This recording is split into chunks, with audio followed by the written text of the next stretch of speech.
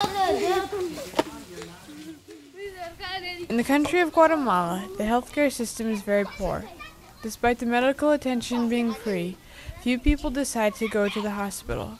This may seem odd at first, but it won't after a doctor named Peter explains the reasoning behind it. And there's a whole list of reasons, but the ones that usually turn up is number one, you have to take a number and then you have to wait 6 or 7 or 8 hours to see the doctor. Number two, that the doctors don't spend any time with you and they don't do physical exams. They just talk to you for about 3 minutes and give you an antibiotic. Number three is that they don't speak any of the indigenous languages.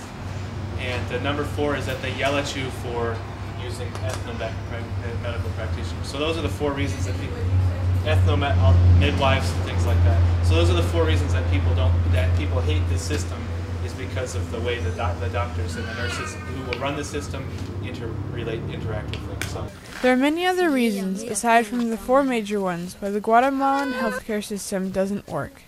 One of them being the medicine is priced much higher than the average person can afford. So why are drugs so expensive? It's not clear. There's not a lot of national manufacturers of drugs, so a lot of the drugs are imported. And there's no regulation of who can buy drugs, and so the way that they regulate drug buying is by making them too expensive to buy.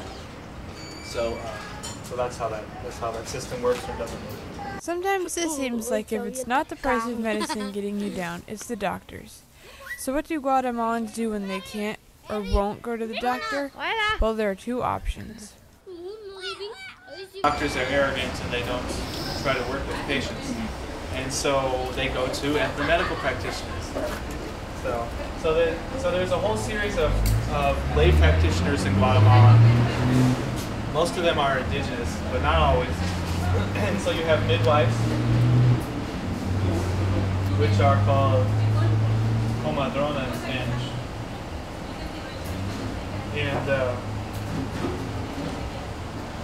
And then you have something that has no name in English. Curandero. Curandero no tiene nombre. Like herbalist, sort of. Herbalist name? I don't know. Which is it's called a curandero. And so these are actually the primary these are the primary people that people go to for healthcare. They don't go to doctors, they go to these people instead.